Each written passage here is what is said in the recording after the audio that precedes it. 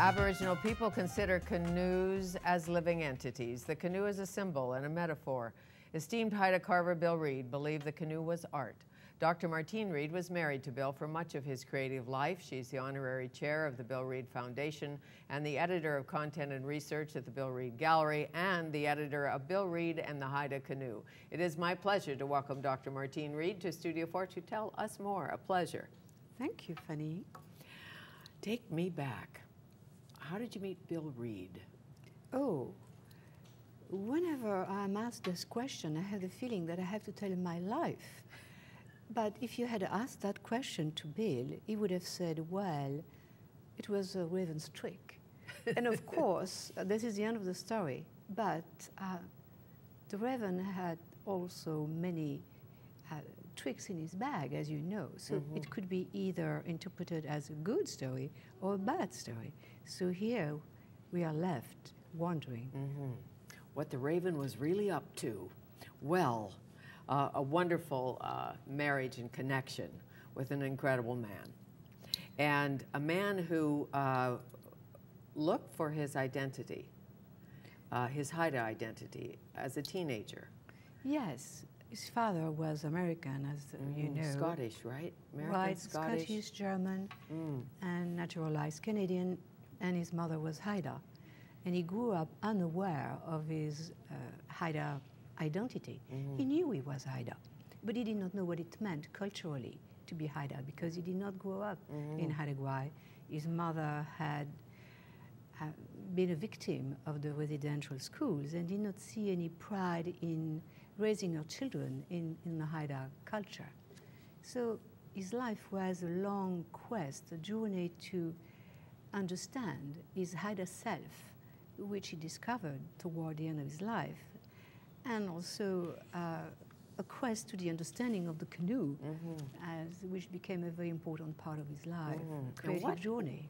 What did the canoe mean to him? Well, the canoe at the very beginning, I think, was an enigma to him, because not only did he spend his life trying to understand his Haida roots, he also wanted to understand the origin of that form of art, which we call form line.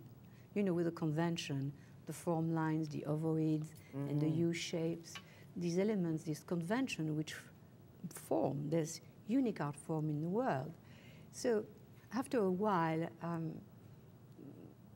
practicing with this art form came the question, but what is the meaning of this art form?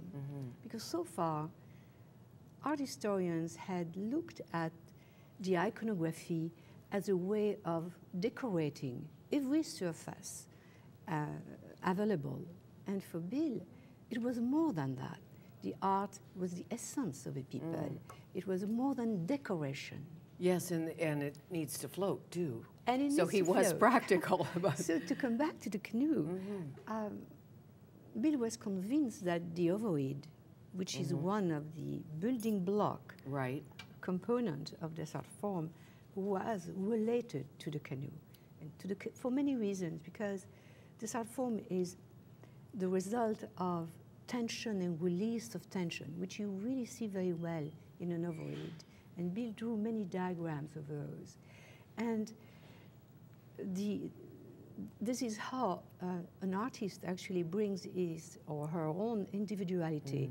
It's in the release and the building up of this tension within the form line.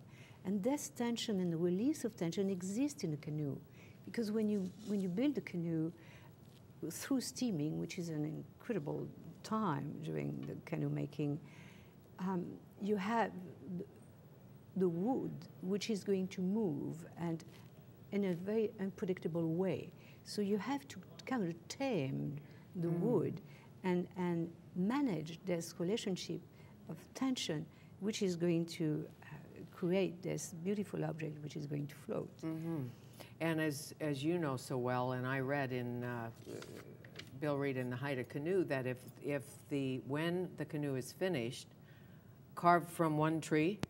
Yes. One tree. One tree, and in that case, I mean, if we are talking about Bill's canoe. Yes, Lutas. Lutas, wave eater, was made of one single log, 800 years old, And the first canoe to be carved in a century of that size, 50 feet, it was an extraordinary feat because imagine, you only have one tree. You cannot mess around. No. And it's for Expo 86. You cannot miss. So the tension was there as well. And since no canoe had been carved in a century, Bill Reid is there in his mid-late 60s with Parkinson's disease, and he said, okay, the Haidas, the Northwest Coast people, were maritime engineers, were maritime people.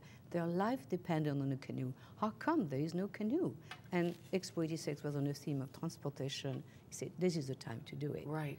An enormous risk taker, Bill Reid did this. Of course, by building several maquettes from a 12 feet to 20 feet, 25 feet, and a 50-foot canoe, to learn this dialogue that exists between the material and the artist. And this is what happened when you build an overhead and when you build a boat. You have to understand this dialogue between the material and that happens and with the artist. Yes, and first you have to find the tree.